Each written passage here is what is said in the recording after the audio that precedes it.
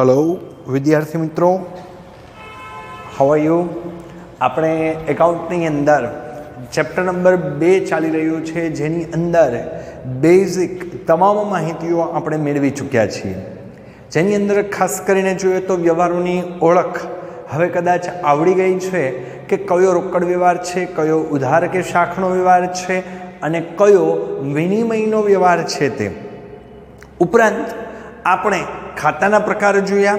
આ ખાતાના પ્રકારની અંદર વ્યક્તિ ખાતું, માલ મિલકત ખાતું અને ઉપજ ખર્ચ ખાતું જોયું. આ ત્રણેયના નિયમ પણ જોયા.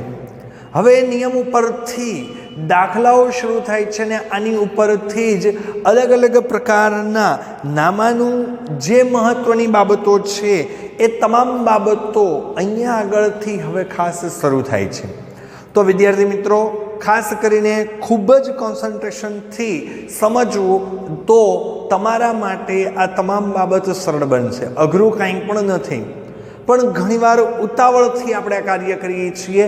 ઘણી વખત આપણે મુશ્કેલી ઉત્પન્ન થઈ જાય, એક ખાતાના બદલે બીજું ખાતું આપણે થઈ જાય, તો આ પ્રકારનું કાર્ય જે છે એ ત્યાં આગળ થતું હોય તો એ બાબતને સમજવું જરૂરી. દાખલા નંબર ટેક્સ્ટબુકની અંદર આપણે ચોથો સ્ટાર્ટ કરીએ છીએ, જેની અંદર આ પ્રકારની સંપૂર્ણ માહિતી છે. સૌથી પહેલાં ફોર્મને દાખલો શું છે એ સમજાવું.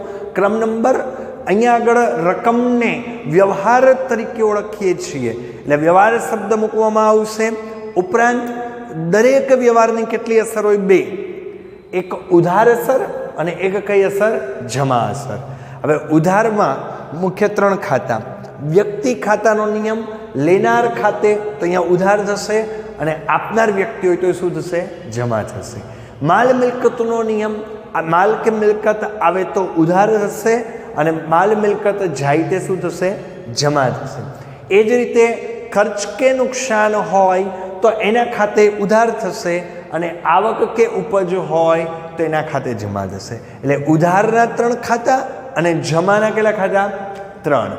હવે એક એક વ્યવહાર ઉપરથી આપણે સમજવું પડશે કે કઈ બાબત ત્યાં આગળ કેવી રીતના મૂકવામાં આવેલી છે. બરોબર? સૌથી પહેલું સરળ પદ્ધતિ કહી દઉં, વ્યવહાર ઓળખો. વ્યવહાર વાંચતી વખતે અહીંયા રકમ શબ્દ નહીં બોલાય. શું બોલાશે? વ્યવહાર. કોઈ 2 વ્યક્તિ સાથે થતો કોઈ પણ સંબંધ આપલે જેની નોંધ વ્યવહાર તરીકે ઓળખાય. પહેલું રોકડ વ્યવહાર છે કે ઉધાર વ્યવહાર છે એ સ્પષ્ટ સમજો. રોકડ વ્યવહાર હોય તો હંમેશા એક ખાતું રોકડ આવશે જ, અને ઉધાર વ્યવહાર હોય તો એક ખાતું ફરજિયાત વ્યક્તિનું આવશે. આટલું તપાસો એટલે બીજી અસર સરળતાથી આવડે જ. બરોબર? ચાલો, સૌથી પહેલું રૂપિયા 50,000 રોકડા લાવીને ધંધો શરૂ કર્યો. પહેલું રૂપિયા 50,000 રોકડ લાવી ધંધો શરૂ કર્યો. ચાલો, સૌથી પહેલા વિચારો વ્યવહાર કયો, એટલે ફટાફટ જવાબ મળવા માંડે. રોકડા લાવે એટલે રોકડ વ્યવહાર. રોકડ ધંધામાં આવે, બરોબર ને? તો આવે તે ઉધાર. માલ મિલકતનો પ્રકાર એટલે અહીંયા આગળ લખું છું રોકડ આવે.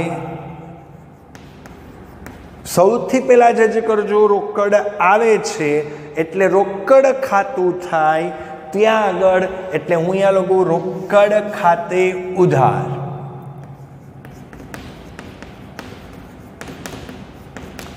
ઓકે, એટલે પહેલી અસર આપણને મળી ગઈ તો કે હા, રોકડ ખાતે ઉધાર. હવે બીજી અસર વિચારો. રોકડ લાવે તો કોણ લાવે? માલિક. માલિકનું કયું ખાતું? તો કે મૂડી ખાતું. માલિક નાણાં આપનાર છે. વ્યક્તિ ખાતું, બરોબર ને? માલિકનું વ્યક્તિ ખાતાનો નિયમ, લેનાર ખાતે ઉધાર અને આપનાર ખાતે જમા. તો આપનાર છે તો એના ખાતે જમા, એટલે અહીંયા આગળ શું આવશે? મૂડી ખાતે જમા. બરોબર?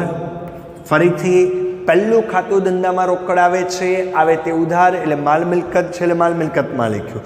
બીજું એ કોણ આપનાર છે? તો કે માલિક આપનાર છે, એટલે મૂડી ખાતે શું થશે? જમા થશે. સેકન્ડ, રૂપિયા 10,000ની જસલીન પાસેથી લોન લીધી. ₹10,000 જસલીન પાસેથી લોન લીધી, બરોબર।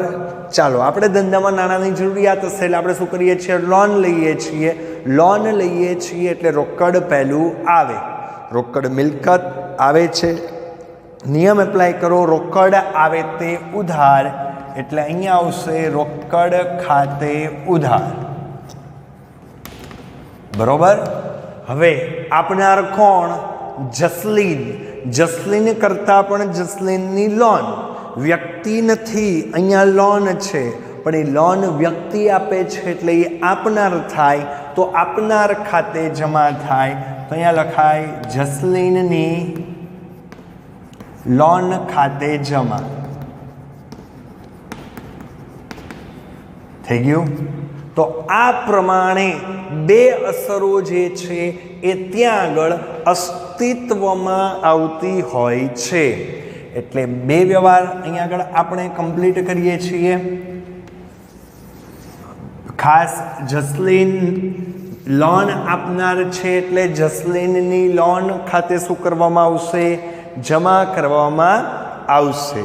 ત્રીજો વ્યવહાર, ₹30,000 બેંકમાં ભરીને ખાતું ખોલાવ્યું, ₹30,000 બેંકમાં ભરી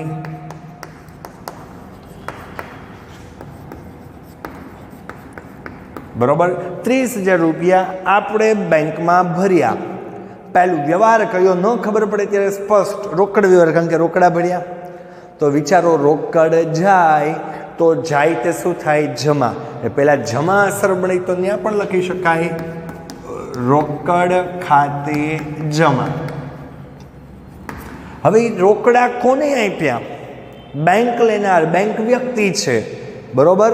તો વ્યક્તિ છે એટલે લેનાર ખાતે શું થાય? ઉધાર થાય। તો અહીંયા આગળ હું લખી શકું બેંક ખાતે ઉધાર। જો અહીંયા આગળ બેંકનું નામ હોય તો નામ પણ લખી શકાય, પરંતુ અહીંયા માત્ર કીધું છે બેંક લેનાર છે એટલે ઉધાર થયું, રોકડ જાય છે એટલે શું થશે? જમા થશે, બરોબર। ત્યારબાદ વ્યવહાર નંબર 4, જેની અંદર કીધું ₹8,000 કમ્પ્યુટર ખરીદ્યું, ₹8,000 કમ્પ્યુટર ખરીદ્યું। સૌથી પહેલા વિચારો, વ્યવહાર રોકડ કે ઉધાર? ઘણાને ખ્યાલ નહીં આવે, રોકડ શબ્દનો પણ ઉલ્લેખ નથી, નામનો પણ ઉલ્લેખ નથી, તો એ વ્યવહાર કયો બને છે? રોકડ બને છે।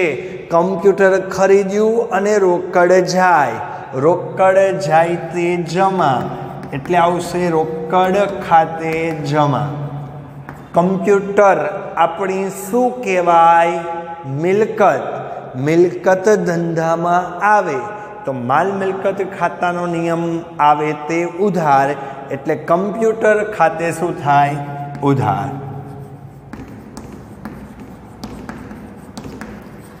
એટલે શું થશે?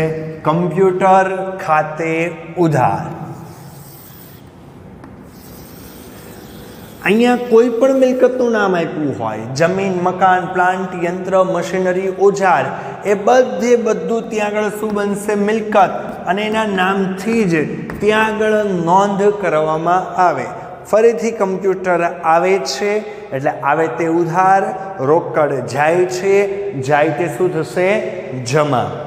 ત્યારબાદ તમને કીધું ₹1,000 સ્ટેશનરી ખરીદી, ₹1,000 સ્ટેશનરી ખરીદી। સ્ટેશનરી ખરીદી તો સ્ટેશનરી આવે એટલે કે પેન, પેન્સિલ, ચેક રબર, ફૂટપટ્ટી, ફાઇલ, કાગળ, કોઈ પણ વસ્તુને આપણે સ્ટેશનરી કહીએ તો એ ખર્ચ છે, એટલે સ્ટેશનરી ખર્ચ, તો ખર્ચ ખાતે ઉધાર। તો ઉધાર બાજુ જઈએ, અહીંયા લખીએ સ્ટેશનરી ખર્ચ ખાતે ઉધાર, બરોબર। કારણ કે સ્ટેશનરી ખર્ચ છે એટલે આપણે શું કર્યું? ખર્ચ ખાતે ઉધાર કર્યું। હવે બીજું, વ્યક્તિનું નામ પણ નથી, રોકડ શબ્દનો ઉલ્લેખ પણ નથી, એટલે રોકડ વ્યવહાર જ કહેવાય. એટલે રોકડ જાય તો શું થશે? જમા. એટલે મિલકતના ખાતામાં રોકડ ખાતે જમા. ફરીથી પ્રેક્ટિકલ વિચારો. સ્ટેશનરી આવે છે પણ ખર્ચ છે, એટલે ઉપજ ખર્ચ ખાતાનો નિયમ લાગુ પડે. ખર્ચ ખાતે ઉધાર, એની સામું રોકડ જાય તો શું થશે? રોકડ ખાતે જમા. ત્યારબાદ ₹20,000ની ખરીદી કરી.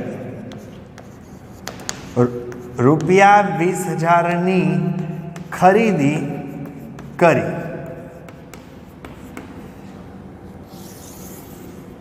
બરોબર. હવે કંઈક શોપિંગ કરવાની હશે, ધંધાની જરૂરિયાત હશે, માલ સામાનની કે કાંઈ પણ ખરીદી કરીએ છીએ એટલે માલ આવે તે ઉધાર. માલ આવતો હોય તો ખરીદ ખાતું, ને માલ જતો હોય તો કયું ખાતું? વેચાણ ખાતું. બરોબર છે. માલ આવે છે એટલે ઉધાર થાય, એટલે ખરીદ ખાતે શું થશે? ઉધાર. બરોબર. જો એક જ ખાતું આવશે માલ આવે તે ઉધાર, તો પછી વ્યક્તિ ખાતાનો નિયમ પણ લાગુ ન પડે, ઉપજ ખર્ચ ખાતાનો નિયમ પણ લાગુ પડે નહીં. વ્યવહાર રોકડ છે, ખરીદી કરીને રોકડા આપ્યા એટલે રોકડ શું છે? જાય છે, તો જાય તે શું થશે? જમા. એટલે રોકડ ખાતે જમા. બરોબર. માલ આવ્યો એટલે ખરીદી, તો ખરીદ ખાતે ઉધાર. રોકડ જાય તે જમા, એટલે રોકડ ખાતે જમા. ત્યારબાદ કીધું ₹30,000ની રમણ પાસેથી ખરીદી કરી. 7મો વ્યવહાર. ₹30,000ની રમણ પાસેથી ખરીદી કરી. હવે વિચારો, છઠ્ઠો વ્યવહાર અને 7મા વ્યવહારમાં ડિફરન્સ શું છે? અહીંયા વ્યક્તિનું નામ નથી એટલે એ રોકડ વ્યવહાર થયો. અહીંયા વ્યક્તિનું નામ છે એટલે ફરજિયાતપણે કયો વ્યવહાર થયો? ઉધાર. નામ શું છે? તો કે રમણ. રમણ નામ હોવાથી એ કયો વ્યવહાર થયો? ઉધાર. હવે પહેલું બે ખાતામાં પહેલું ખરીદી આવશે. આપણે રમણ પાસેથી માલ ખરીદ્યો, માલ આવે એટલે ખરીદ ખાતું આવે તો શું થશે? ખરીદ ખાતે ઉધાર. ચાલો, એટલે ઉધાર અસર કમ્પ્લીટ. માલ ધંધામાં આવ્યો એટલે ખરીદ ખાતું, અને માલ ધંધામાંથી જાય તો કયું? વેચાણ ખાતું. આવ્યો એટલે ખરીદ ખાતે શું થયું? ઉધાર. હવે જો ઉપરના વ્યવહારમાં વ્યક્તિનું નામ નહોતું એટલે રોકડ જતી હતી, અહીંયા વ્યક્તિનું નામ છે રમણ એટલે આપણે વ્યવહાર કયો થયો? ઉધાર. આપણે રમણ પ્રત્યે એટલું દેવું થયું તો રમણ શું થયો? આપનાર.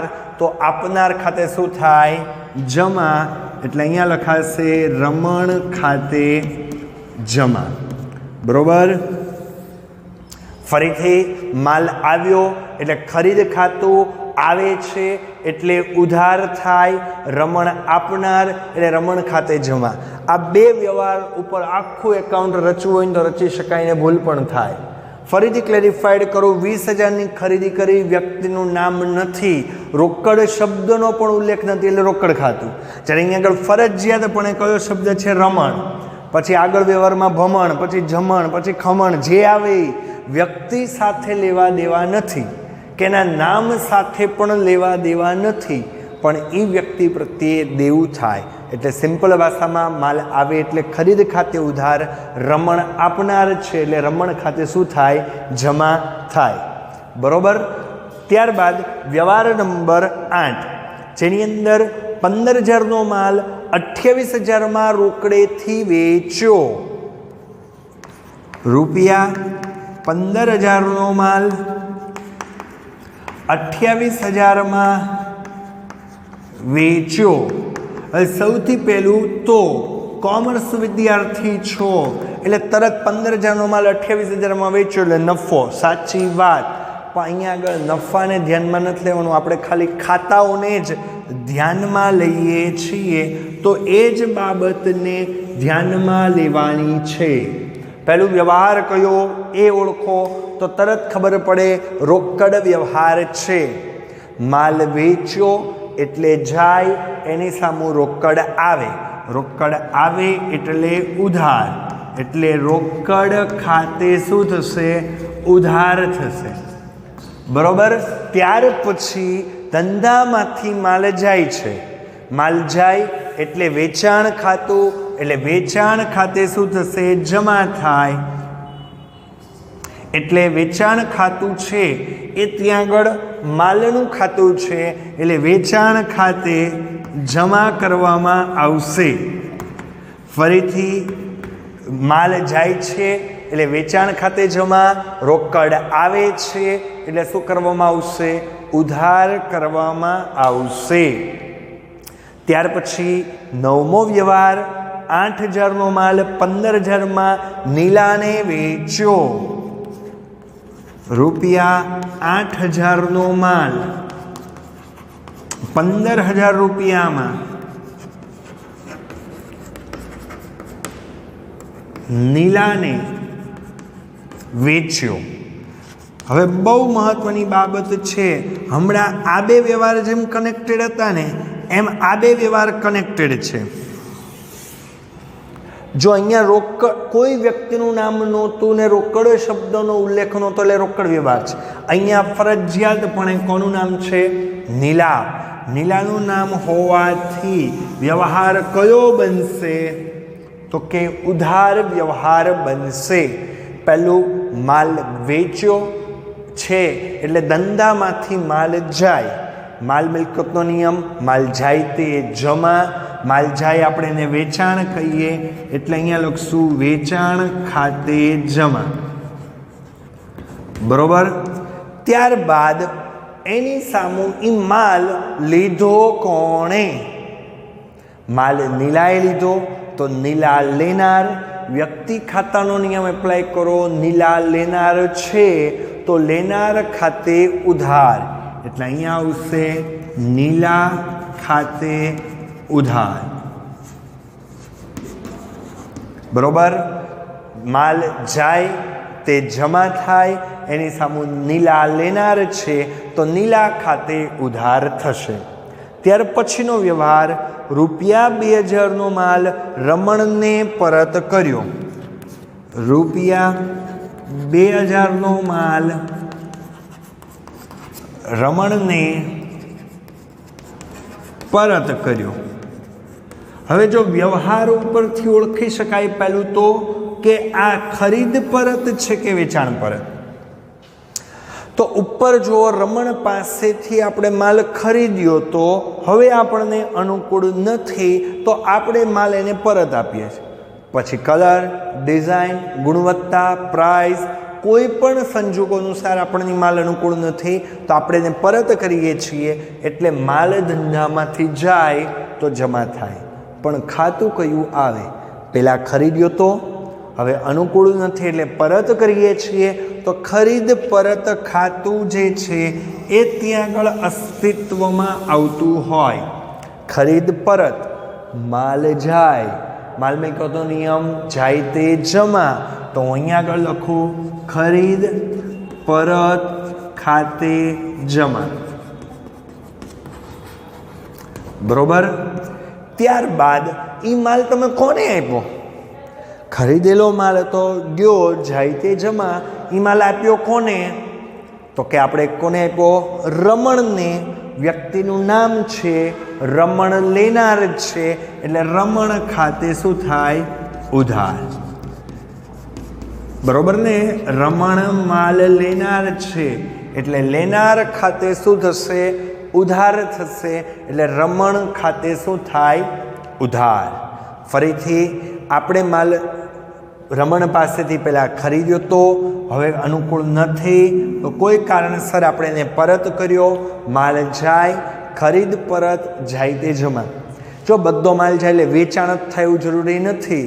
માલ વેચતા હોય ને પૈસા આવે તો વેચાણ ખાતું આવે, ખરીદેલો માલ પરત કરીએ તો ખરીદ પરત ખાતું આવે, એ યાદ રાખવાનું. ત્યારબાદ ₹15,000નો માલ નીલાએ પરત કર્યો. ₹15,000નો માલ નીલાએ પરત કર્યો. હવે આપણે વિચારો પહેલા નીલાને માલ શું કર્યો તો? વેચ્યો તો અને નીલાને ગમ્યું નહીં હોય, નીલાએ આપણને પાછો આપ્યો, તો માલ ધંધામાં આવે છે એટલે સૌથી પહેલું આવે તે શું થાય? ઉધાર. માલ આવે છે, વેચેલો માલ પરત આવે તો વેચાણ પરત કહેવાય.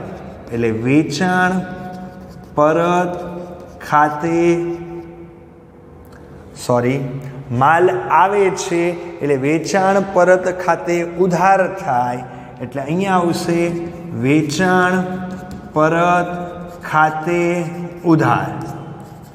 વેચેલો માલ નીલાએ આપણને પરત કર્યો એટલે એ માલ તમને આપ્યો કોણે?